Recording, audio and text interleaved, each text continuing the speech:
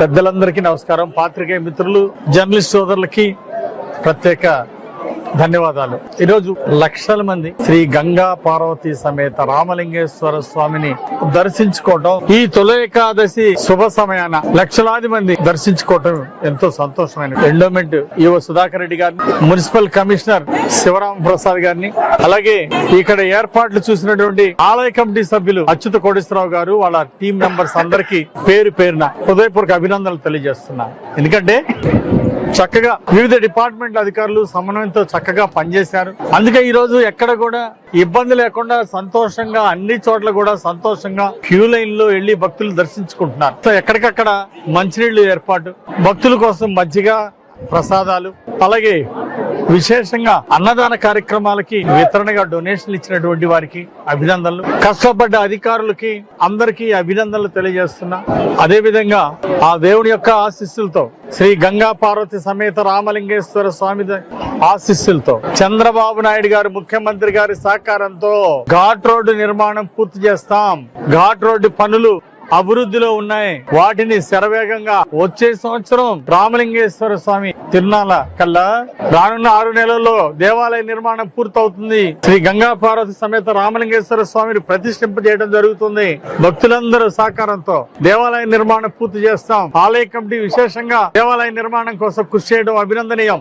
దేవాలయ నిర్మాణం పూర్తి చేయడమే కాదు, ముఖ్యమంత్రి చంద్రబాబు గారి సహకారంతో ఇదొక పుణ్యక్షేత్రంగా ఎంతో చరిత్ర ఉన్నటువంటి రామలింగేశ్వర స్వామి గుడి. శ్రీరామచంద్రుడు సీత వార్త విన్న కొండ ఇది. జటాయు పక్షి సీత జాడను చెప్పినటువంటి కొండ, సీత వార్త విన్న కొండ ఈ కొండ. అందుకే ఈ విన్న కొండ కాస్త వాడుక నామంలో వినుకొండగా మారిన విషయం ప్రజలందరికీ తెలుసు. పురాణాలలో శ్రీరామచంద్రుడు ఇక్కడ రామలింగేశ్వర స్వామిని ప్రతిష్ఠించినటువంటి విషయాన్ని ఈరోజు అందరూ కూడా కొనియాడుతున్నారు. ఈరోజు శ్రీరామచంద్రుడే ఇక్కడ శివలింగాన్ని ప్రతిష్ఠించారు కాబట్టి విశేషంగా శివుడు, విష్ణువు అంతా ఒకటేనని చెప్పేసి ఈరోజు ఒక భావాన్ని ఈరోజు భక్తులకి అర్థమయ్యే విధంగా చేశాడు ఆ దేవుడు. శ్రీరాముడు ప్రతిష్ఠించినటువంటి శివలింగం కాబట్టి ఈ పుణ్యక్షేత్రానికి ఒక విశేషత ఉంది. అలాగే కేదారేశ్వర స్వామి దగ్గర నుండి, అలాగే మరి దేవాలయ ప్రదక్షిణ రోడ్డు చాలా వరకు పూర్తి చేశాం. ఒక 5 ఇళ్లు అడ్డం వచ్చినాయి గిరి ప్రదక్షిణ రోడ్డుకి.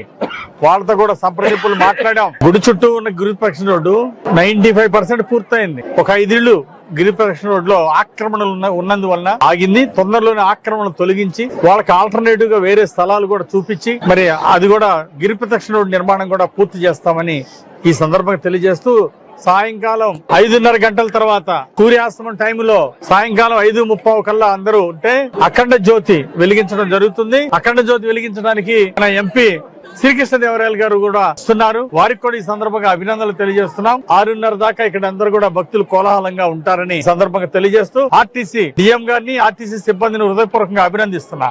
60 బస్సులు, లక్షలాది మంది భక్తులకి ఎక్కడ ఇబ్బంది లేకుండా అప్ అండ్ డౌన్ 60 బస్సులు తిరుగుతున్నాయి. చక్కగా ఎక్కడ కూడా ఆటంకాలు లేకుండా నిరవధికంగా బస్సులు ఏర్పాటు చేయడం జరిగింది.